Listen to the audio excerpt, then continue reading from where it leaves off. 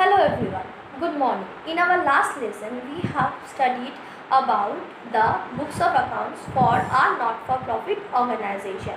Starting with the books of accounts for not-for-profit organization, we have studied about the first books of accounts, that is receipt and payments account. We have studied its meaning, features, advantage, limitations, its format and how to record the receipt and payments accounts. In the same lesson, we have also discussed about the income expenditure account, and in today's video we will start and discuss how to record the income and expenditure accounts. And let's find out the procedure of recording income and expenditure accounts and discussion on some sums or problems from the income and expenditure account. So today we are here together to discuss income and expenditure account and balance sheet for an NPO. Before preparing the income and expenditure account, we will first discuss about the adjustment of certain items. At first we have honorarium. Now what is honorarium? Honorarium is an expense made for some special guest who do some activities for the NPO.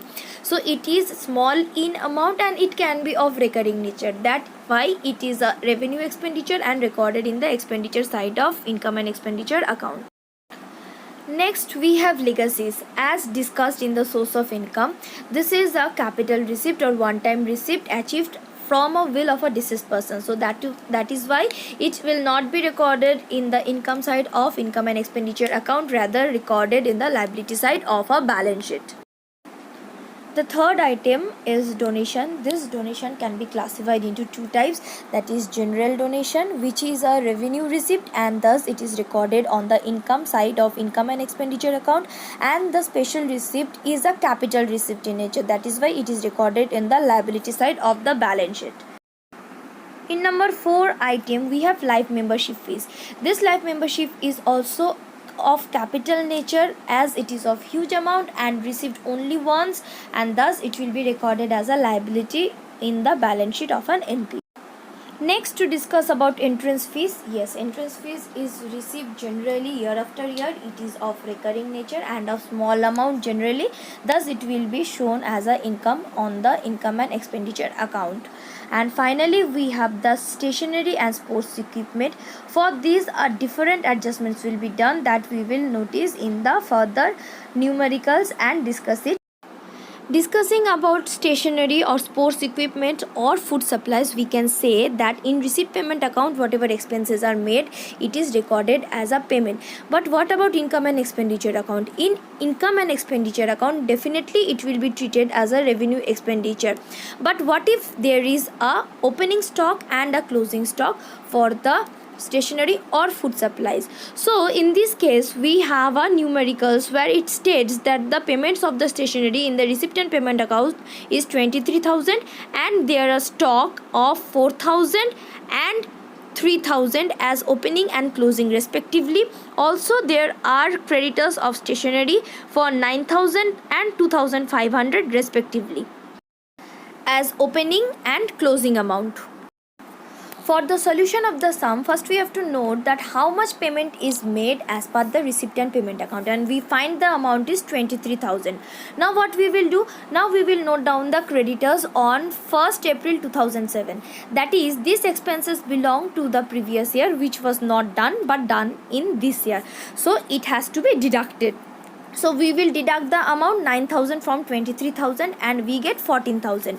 Next we will also find out the creditors for stationery on 31st March 2008. Now for 31st March 2008 what we can do, that these expenses belong to the current year and so it has not been included. So we will add it up with the 14,000 amount and we get 16,500.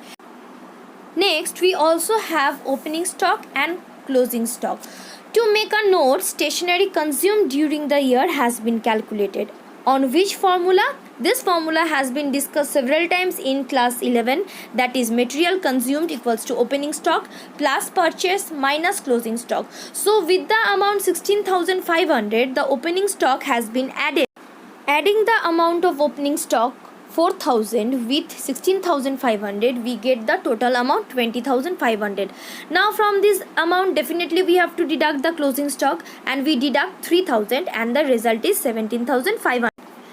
This result of 17,500 will be recorded as an expenditure in the income and expenditure account.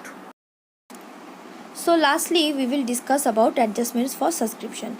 In receipt and payment account, whatever amount is received as subscription is recorded, whether it is of previous year, current year or next year. Now for income and expenditure account, we need to consider only the current year income and also look for adjustments. If in current year there is outstanding amount, it will be added. If there is outstanding amount for previous year included with subscription, it will be subtracted. Now if subscription received in advance is for previous year, it will be added, and subscription received in the current year as advance will be subtracted. Now let's follow a numerical where the subscription as per the receipt and payment account is given, outstanding subscription of opening, outstanding subscription of closing, subscription received in advance of opening, subscription received in advance of closing is given. Now for the solution, first we will find out what is the amount received the subscription in the current year, that is 1st April 2005 to 31st March 2006, and the amount is 2,50,000. With that opening outstanding subscription, that is on 1st April 2005, will be deducted as it is not considered in the current year. Next, what we have outstanding subscription on 31st March 2006, it will be added as it is not included for the current year subscription.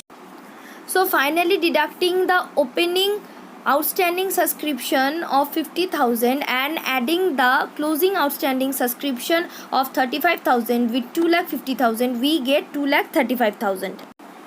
Now in this sum we also have opening subscription received in advance. This subscription belongs to the current year, so it will be added.